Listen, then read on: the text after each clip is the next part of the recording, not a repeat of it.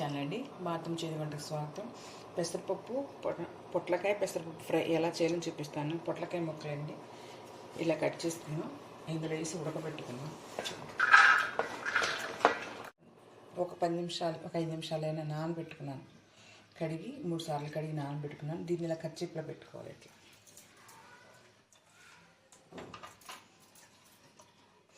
మీకు కావాలని ఎక్కువ వేసుకోవచ్చు. నేను టీ గ్లాస్లో సగం వేసుకున్నాను. మీకు కావాలని మీరు ఎక్కువ వేసుకోవచ్చు.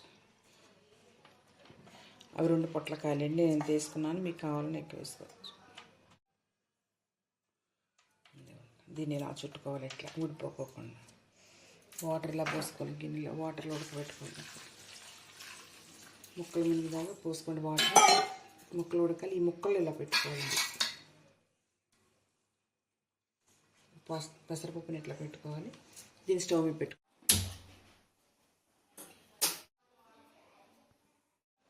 అదిగోండి పొట్లకాయ ముక్కలు ఉడికినాయి. అది ఉన్నట్టు మెత్తపోతుంది.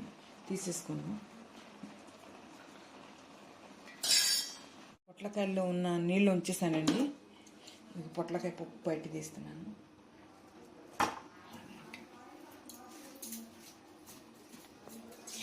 ఇట్లా ఆరబెట్టుకొని చల్లారినాక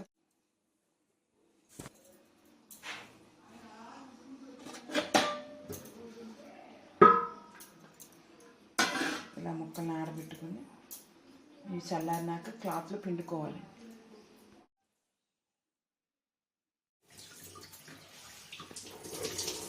ఈ వాటర్ని ఎలా పిండు.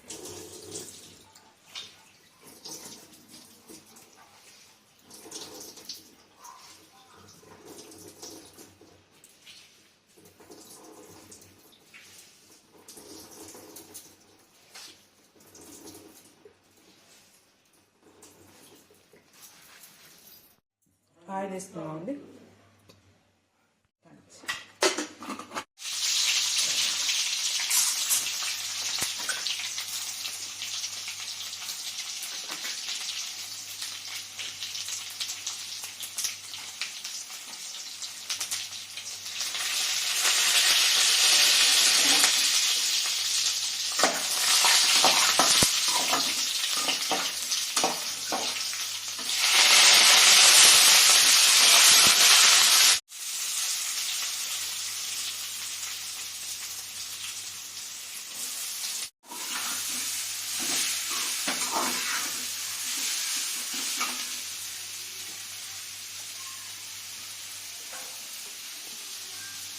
పెసరపప్పు కూర సగం ఉడికినాక వేసుకోవాలి.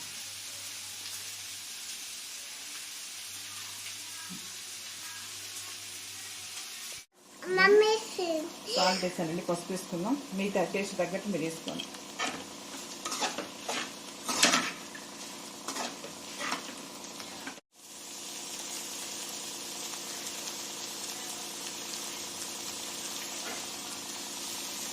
పెసరపప్పు కూడా వేసుకున్నామండి. సగం వేగాక పెసరపప్పు వేసుకోవాలి. చాలా టేస్ట్గా ఉంటుందండి. ట్రై చేసి కొంచెం ఆయిల్ ఎక్కువ తీసుకుంటుంది కాబట్టి నేను మధ్యలో వేసుకోవచ్చు. ఆయిల్ చాలా పడదు. ఆయిల్ కూడా నేను వేస్తాను. అయినాక పొలంకా పడుతుంది. కారం వేసుకున్నామండి. మీ టేస్ట్ తగ్గట్టు మీరు వేసుకుంటారు. పెసరపప్పు ఫ్రై అండి. ఇదిగోండి చాలా టేస్టీగా బాగుంటుంది. మీరు కూడా వండుకొని ట్రై చేసి చూడండి ఎలా ఉందో. సబ్స్క్రైబ్ చేయండి. టేస్ట్ ఎలా ఉందనేది మా కామెంట్స్లో తెలియపరచండి. Thank you.